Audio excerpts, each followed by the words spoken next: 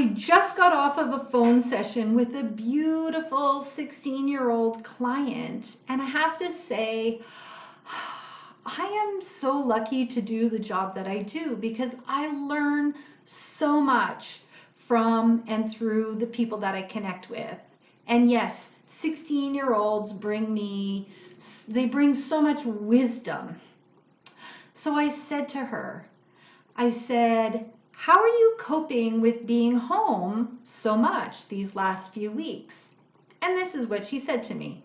She said, number one, she's not overdoing it with the news. And I'm like, yep, I just posted a video about that. You can check it out on my YouTube page. She said, number two, she recognizes what she does and does not have control over, and she takes action where she does have control. And I was thinking, holy geez, just earlier today, I was talking to somebody else about the whole concept of sweeping where you stand, taking care of our own personal self, our own health, our own physical, mental, emotional, spiritual health. And then once we're in a good place, then we can help our family members, then we can spread that out to our neighbors and our community and our workplace. And this 16-year-old was saying that to me, that she recognizes what she does and doesn't have control over, and she starts with what she does have control over, sweeping where she stands.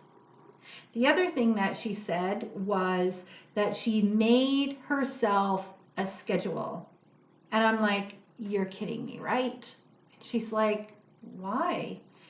And I said, because the minute we hang up this phone, I'm making a video. This video, and it's exactly on that topic of having a schedule and keeping yourself consistent and on a routine during a time when everything is so like up in the air. And the fourth thing that she said was she is really committed to her meditation, to grounding and to breathing, and using some of the practices that we've been using in counseling sessions. And so that young woman gave me consent to share a little bit about her session today in this video. I'm Tammy Skomorowski, and I'm the owner of True Self Wellness for Mind, Body, and Spirit, where I offer counseling, spiritual life coaching, and meditation classes. And today I want to talk to you about the importance of having a consistent schedule in order to manage all of this inconsistency and unpredictability that's happening in the world today. And as I mentioned, I've actually been talking about this with quite a few clients, and many clients who say that they're actually doing pretty good have all shared that they have made a list or a schedule to help them stay on track. And there is so much value in having consistency. Because in times of great change, it's really important to have as much normalcy as possible. And before COVID-19, great change might be things like dealing with the death of a loved one, a major move to a new home or a new city or a new country.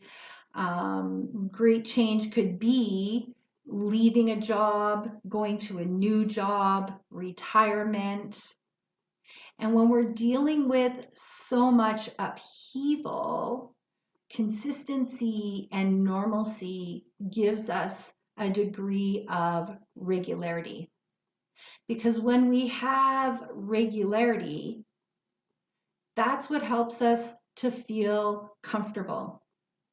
When we know what to expect, when we take control over what we have control over, when we take that responsibility and we create a schedule, then that helps us to create a degree of familiarity and predictability. And when things are predictable, then that's what helps us to feel more grounded, more safe, more, I think of it like this, more safe, more sane, and more secure in the world, because then we know what to expect.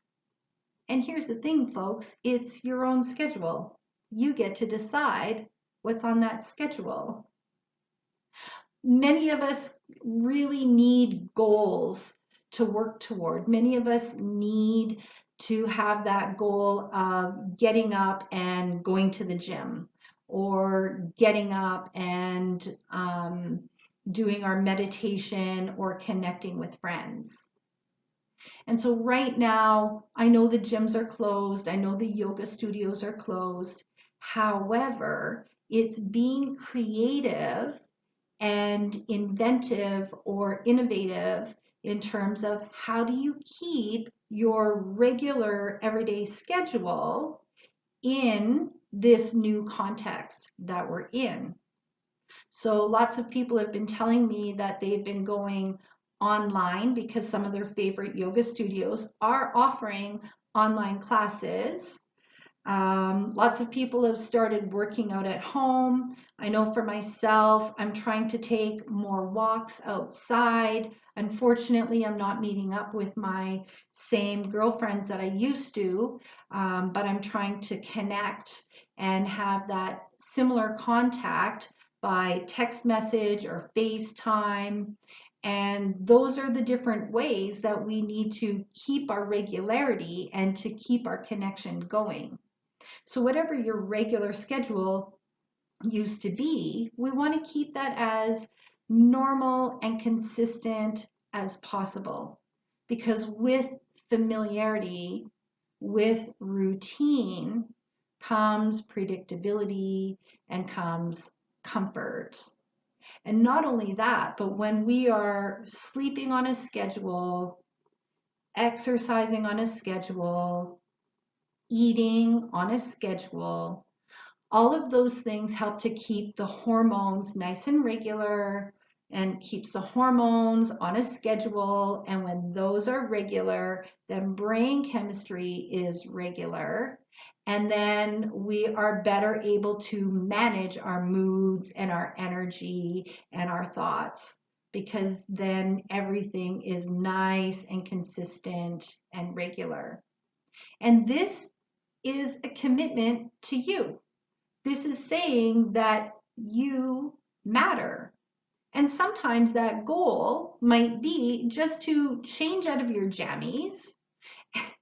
I know you're all comfortable in your pajamas right now, but sometimes the goal needs to be very realistic.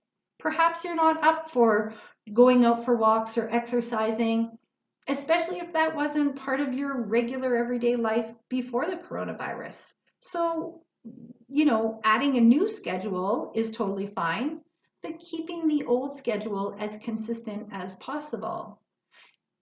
So sometimes the goal might be just getting out of your pajamas and getting dressed as if you're getting ready for work.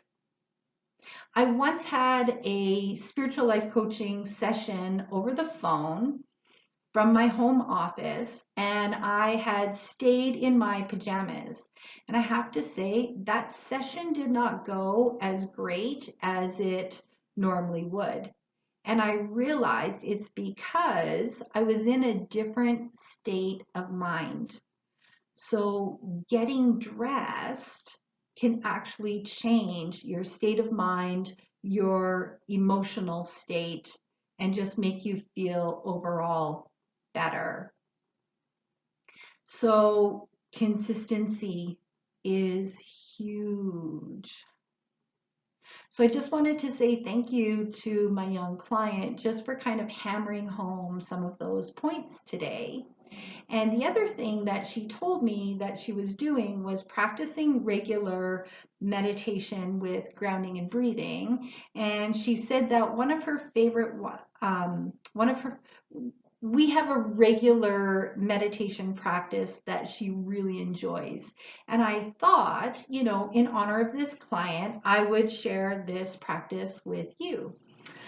Okay, so I'd like for you to get seated nice and comfortably, closing your eyes, taking a moment to allow your body to sink into your chair, perhaps into the sofa, wherever you're sitting. And I want you to turn your attention to your breath.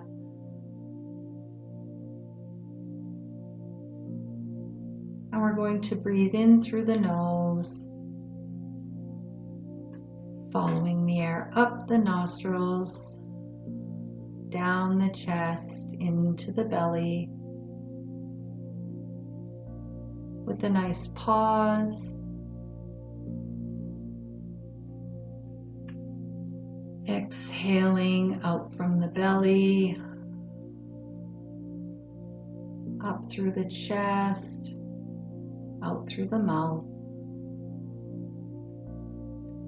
Breathing in, allowing the belly to fill with a pause. Exhaling,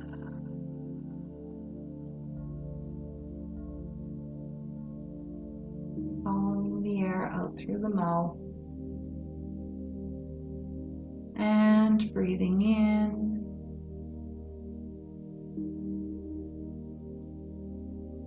With a pause.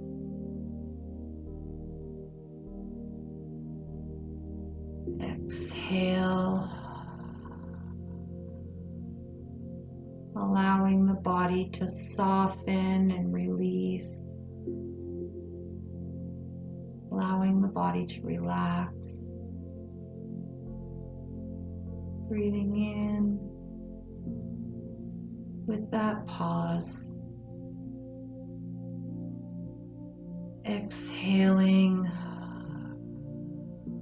releasing all thoughts, even for a moment.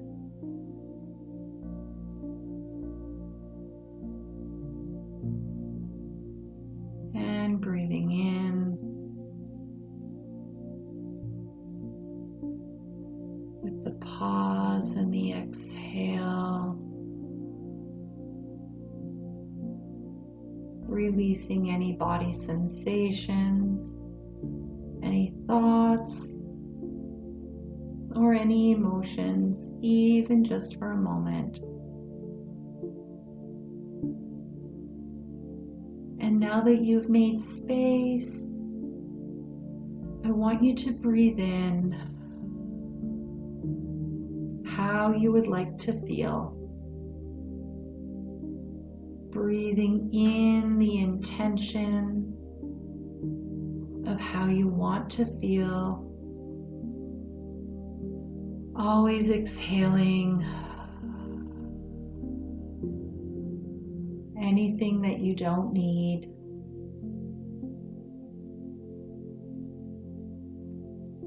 So when you breathe in your intention, it's always worded in the affirmative. So the word not is never in there. So you don't say not stressed. Instead, you would say calm, relaxed, peaceful.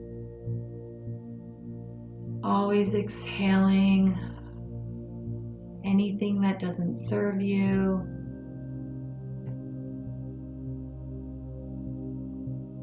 And breathing in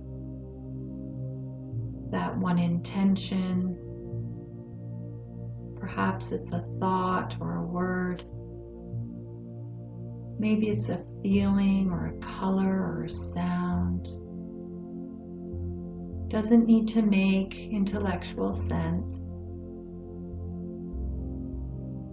Always exhaling anything that's getting in the way. Breathing in, filling yourself with that one intention.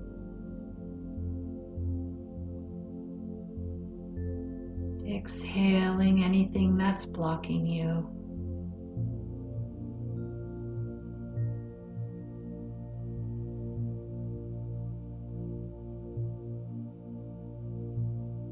And last time, breathing in that thought, intention, that feeling.